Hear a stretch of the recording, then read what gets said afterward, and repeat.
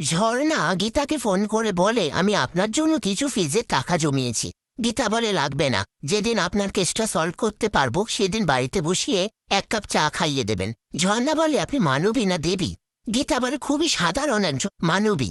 ঠিক তখনই অগ্নিজিৎ মুখার্জি গীতার হাত থেকে ফোনটা কেড়ে নিয়ে ঝর্ণাকে বলে তুমি কেন আমাদের সংসারে অশান্তি ধরাচ্ছ? ওই কেসটা লড়বে না, কোর্টে যাবে না, সওয়াল জবাব কিচ্ছু করবে না।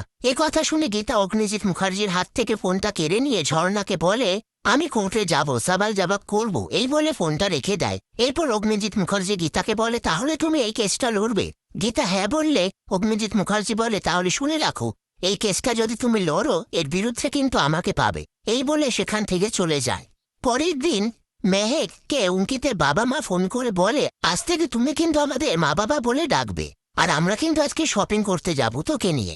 এই নিয়ে তারা কথা বলতে থাকে, তার মধ্যে একজন এসে অঙ্কিতকে একটা কুরিয়ার দিয়ে সেখান থেকে চলে যায়। তারপর অঙ্কিতের বাবা মা মেহেকের সাথে কথা বলা হয়ে গেলে ফোনটা রেখে দেয়। এরপর গিনি এসে মেহেককে বলে শ্বশুর শাশুড়ির সাথে এত কথা বলছো, তাহলে বরের সাথে কথা বলবে কতক্ষণ?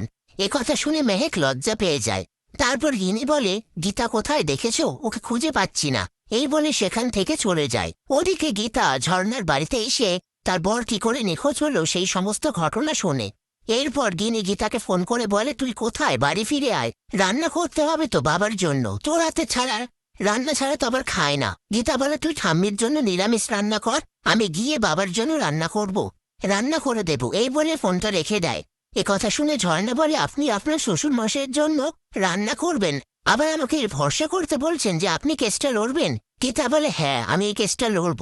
এরপর ঝর্ণাকে একজন ফোন করে বলে কেসটা ধামাচাপা দিয়ে দিন, না হলে কিন্তু আপনিও নিখোঁজ হয়ে যাবেন। কথাটা ঝর্ণা গীতাকে বলে। গীতা ঝর্ণার থেকে ফোনটা নিয়ে সেই লোকটাকে থ্রেট করে। অন্যদিকে কৃপান যে কুরিয়ারের বক্সটা পাঠিয়েছে অঙ্কিত সেটা খুলে দেখে, তার মধ্যে মেহেক আর কৃপানের নামে কিছু কার্ড। তারপর অঙ্কিত কৃপানকে ফোন করে। কৃপান বলে যেগুলো পাঠিয়েছি সেগুলো হলো আপনার বইয়ের ক্যারেক্টার সার্টিফিকেট, খুব ক্লোজ ছিলাম, আমাদের তো বিয়ের হওয়ার কথা ছিল, জানেন তা সবকিছু। এই সমস্ত কথা শুনে অঙ্কিত রেগে যায়।